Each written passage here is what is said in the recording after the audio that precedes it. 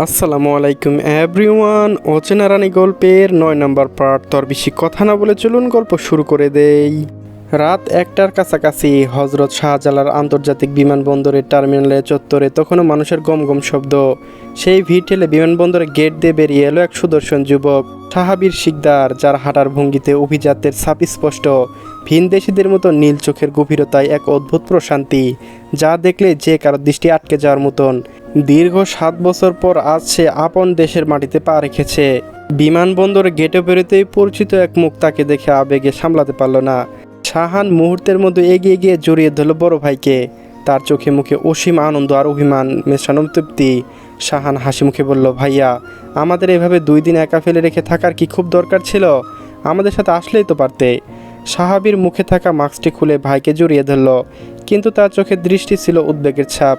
সে উদ্বিগ্ন কণ্ঠে জিজ্ঞেস করল, মম খুব অসুস্থ তাই না? খবরটা পাওয়ার পর আর এক মুহূর্ত দেরি করতে ইচ্ছে করছিল না, তাই দ্রুত চলে এলাম। সাহাবীর যখন মায়ের অসুস্থতার কথা জিজ্ঞেস করলো, শাহানের মুখটা মুহূর্তের জন্য একটু স্নাহ হয়ে গেল। সে জানে তাদের মা আসলে খুব একটা অসুস্থ নন। ভাইয়ের ফেরার সময় এগিয়ে আনতেই মা অসুস্থতার অভিনয় করেছেন। মায়ের সেই সরল মিথ্যাচারের কথা ভেবে শাহান একটু আমতা আমতা করে বলল, ভাইয়া, এইসব কথা এখন থাক না, বাসায় চলো।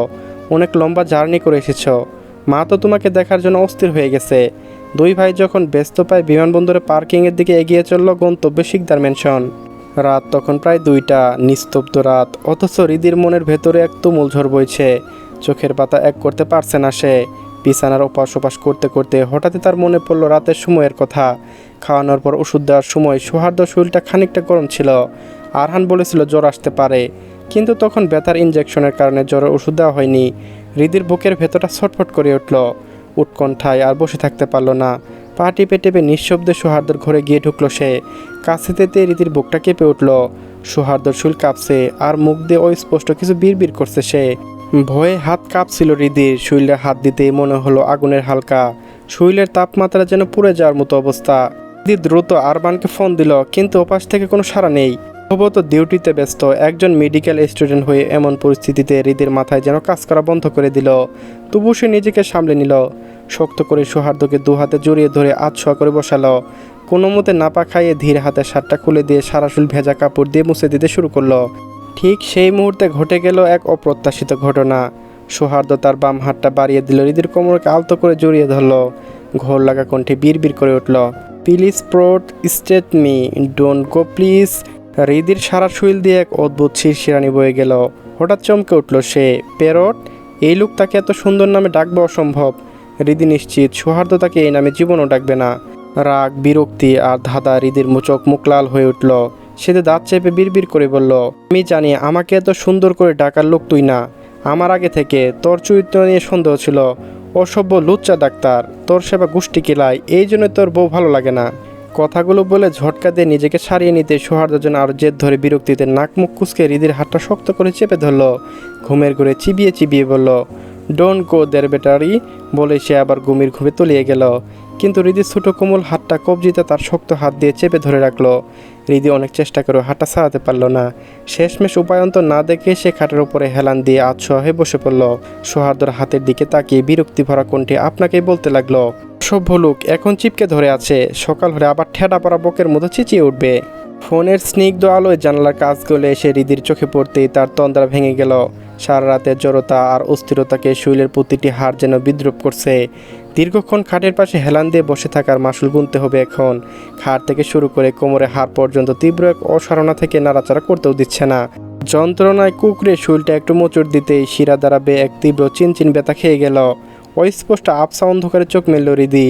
ডান হাতটা এখনো সৌহার্দ্যর শক্ত মুঠোবন্দি। সে তাকিয়ে দেখল সৌহার্দ্য গভীর ঘুমে মগ্ন। আলতো করে তার কপালে হাত রাখতে হৃদি স্থবিত নিঃশ্বাস ফেলল।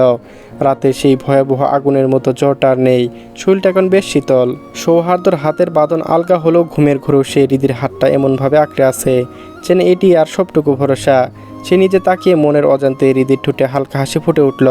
হৃদি বিড়বিড় করে বলল, সি, আমি কত নির্লজ্জ।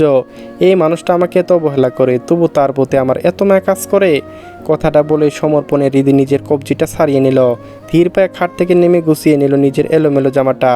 আজ কলেজে খুব গুরুত্বপূর্ণ একটা ক্লাস আছে। সুমি কালকেই ফোনে তাগাদা দিয়ে রেখেছে। মোবাইলের সময়ের দিকে তাকিয়ে হৃদি মনে হলো প্রতিটি মুহূর্ত যেন দ্রুত ফুরিয়ে যাচ্ছে। তড়িঘড়ি করে নিজের ঘরে গিয়ে তৈরি হলো, সে নিচে নেমে এলো। নাস্তা তৈরি করে দুপুরে রান্নার সবটুকু গুছিয়ে বুঝিয়ে দিয়ে আমেনা খালাকে বলল, খালা প্লিজ ভাবিকে বলবেন যেন রান্নাটা করে নেই, আমার হাতে একদম সময় নেই আজ। আমেনা খালা রিদিকে আশ্বস্ত করে বলল, তুমি একদম চিন্তা করো না ছোটো আম্মা, তুমি কলেজে দাও। আমেনা খালার কথায় আশ্বস্ত হয়ে রিদি সৌহার্দ্যর খাবারটা শাহেদা চৌধুরীর হাতে দিয়ে এক বুক উৎকণ্ঠা আর দায়িত্ববোধ নিয়ে রিদি কলেজের উদ্দেশ্যে পা বাড়ালো। রিদি চলে যাওয়া বেশ খানিকটা সময় পর সৌহার্দ্যর ঘুম ভাঙল।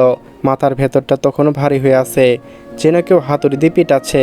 তবে হাতের ব্যথা আগের চেয়ে অনেক কমেছে, নাড়াচাড়া করতে খুব একটা কষ্ট হচ্ছে না। সে ড্রেসিং টেবিলের আয়নার সামনে দাঁড়িয়ে ধীর স্থিরভাবে শার্টের বোতামগুলো আটকাচ্ছিল। ঠিক তখনই নাস্তার ট্রে হাতে প্রবেশ করলো সালেহা চৌধুরী। মায়ের উপস্থিতি টের পেতেই সৌহার্দ্যর চেহারা এক অদ্ভুত কোমলতা ফুটে উঠল। আয়না থেকে মুখ ফিরিয়ে শান্ত সোলের মতো সে বিছানায় বসলো। শাহেদা চৌধুরী নাস্তার ট্রে বিছানার এক পাশে রেখে পরম মমতায় ছেলের মাথায় হাত রেখে চিন্তাভুক্ত কণ্ঠে বলল, এখন কেমন লাগছে বাবু, ব্যথা কি খুব বেশি?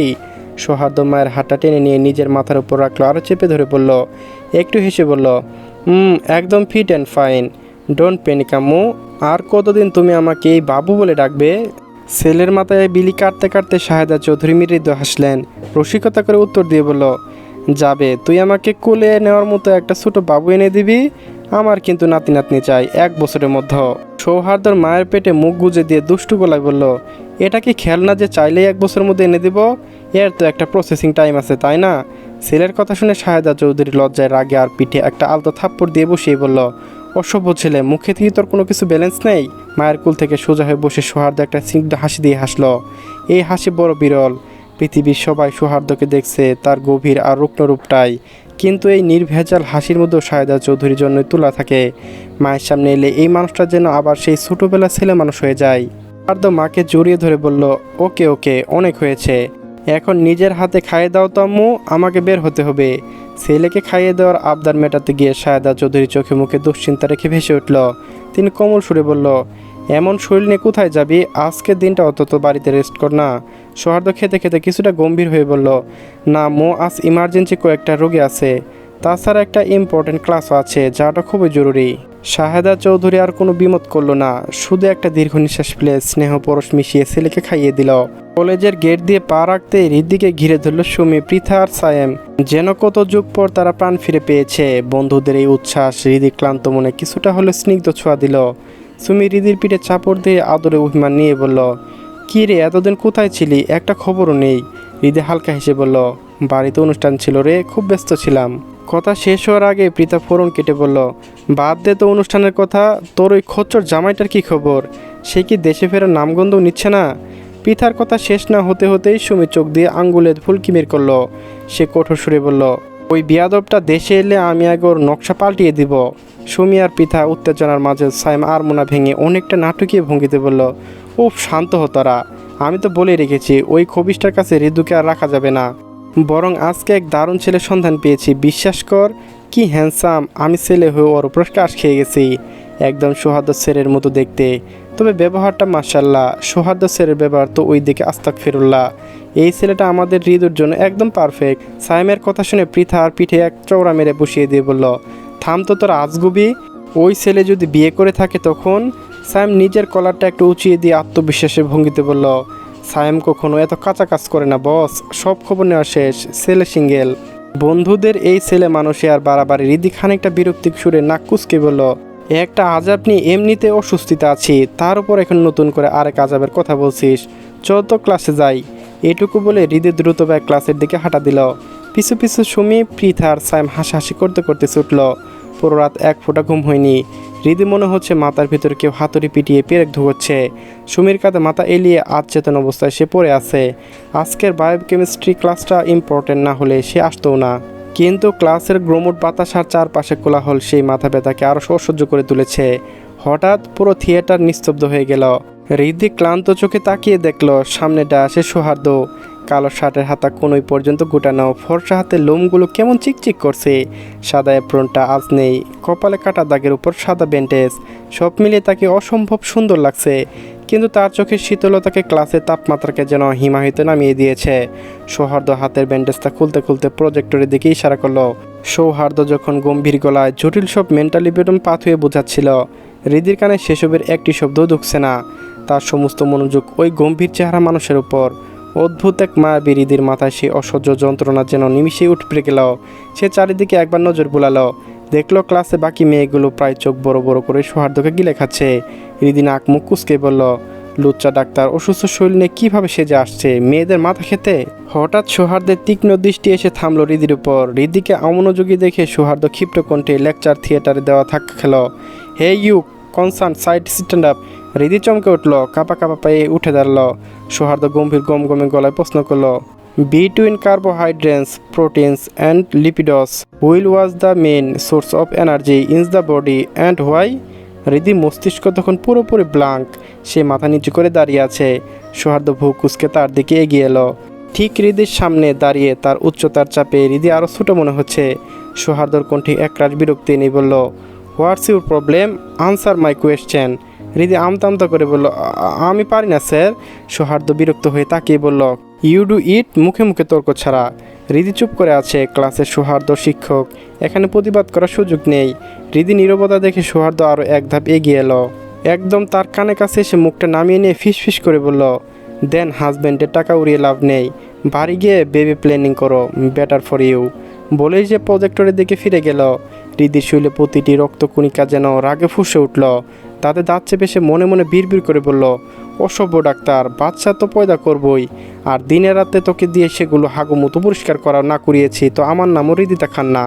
হৃদি রাগী দৃষ্টিতে তাকিয়ে রইল সৌহার্দ্যর দিকে। সৌহার্দ্য হৃদির জ্বলন্ত দৃষ্টি দেখে গলা খাঁকিয়ে দিয়ে এক ছাত্রের দিকে ক্লাস টেস্টে পেপারগুলো দিয়ে গম্ভীর গলায় বলল, you will give this to everyone, বলে ক্লাস থেকে বেরিয়ে গেল।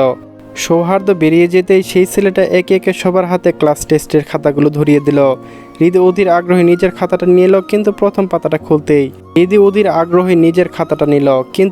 পাতাটা খুলতেই তার সারা শরীর যেন বরফ জলে ঢেকে দিল কেউ। 20-এর মধ্যে পেয়েছে মাত্র 12। হৃদি হতবাক হয়ে পাতার পর পাতা উল্টে দেখল। প্রতিটি উত্তর লজিক, প্রতিটা ডাটা সবই তো নিখুঁত। অন্তত 18 পাওয়ার মতো লেখা সে লিখেছে। হৃদি হাতের আঙ্গুলগুলো রাগে থরথর করে কাঁপছে। দ্রুত সুমিদের খাতাগুলো টেনে নিয়ে চোখ বুলালো সে। অবাক কাণ্ড, সবার খাতা তো নিয়ম মেনে চেক করা, সবাই ভালো নম্বর পেয়েছে, শুধু ওটা এমন অদ্ভুতভাবে কাটা। হৃদি বুঝতে আর বাকি রইল না, এটা সৌহার্দ্য ইচ্ছে করে করেছে। কত বড় অসভ্য লোক ভাবা যায়। হৃদির রাগে দুঃখে বিড়বিড় করে বলল, অসভ্য ডাক্তার, আমি আর আমার বাচ্চারা মিলে তোর জীবন তেজপাতা না করছি তো আমার নাম পাল্টে ফেলবো, দেখিস তুই। চলবে গাইস, গল্পটি কেমন হয়েছে সবাই কিন্তু জানিয়ে যাবেন। আপনাদের রেসপন্স পেলে হয়তো আমি গল্প বেশি করে দেওয়ার আগ্রহ পাই। তো সবাই বলে যাবেন, আর যারা এখন এই চ্যানেলটি সাবস্ক্রাইব করেনি একটু কষ্ট করে সাবস্ক্রাইব করে নিন। পরবর্তী পার্ট কিন্তু এই চ্যানেলে আসবে। ধন্যবাদ সবাইকে।